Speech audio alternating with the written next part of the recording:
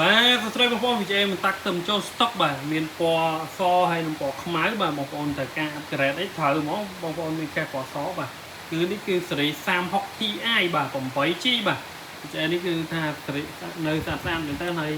បងប្អូនមានបំណងចង់អាប់ក្រេតវាយដូរឡើងសេរីអីមានទាំងអស់បាទខាងខ្ញុំបាទអញ្ចឹងឲ្យបងប្អូនមើលមកជុំបាទនេះសេរី i game នេះសេរី Advance បាទ 36Ti នៅសៀសិននេះទាំងអស់បាទ36Ti Advance OC បាទអានេះកម្ដៅ75បាទតែទៅប៉ុណ្្នឹងត្រជាក់ទេបាទកម្ដៅ normal របស់ VGA គឺយើងរ៉ាំមកអស់វាខ្ទង់60ទៅ80អញ្ចឹងណាគេនេះពតខាងមុខមាន4ពត DP 3ហើយនិង HDMI 1បាទហើយមើលពណ៌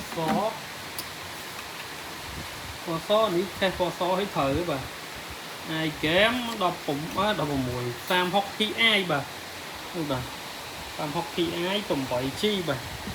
នេះតេស្តកម្ដៅ68ទេបាទតិចគ្រឿងកាតអីនៅស្អាតបាទហើយផតអីដូចគ្នាមាន4ផតបាទអញ្ចឹងបងប្អូនមានម្ដងចង់វាយដូរអាប់ក្រេតឡើងសេរីអី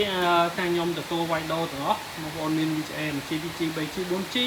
6G សេរី Nvidia បាទបើ AMD ហ្នឹងខ្ញុំរៀងរើសដែរដូច AI 8G ហ្នឹងខ្ញុំអត់កាត់ចូលដែរអញ្ចឹងណាអូខេអញ្ចឹងបងប្អូនមានម្ដងវាយដូរអាចតាក់ទងមកតាម page និមលកុំព្យូទ័រលេខ Telegram 093 90 90 55បាទអូខេអរគុណ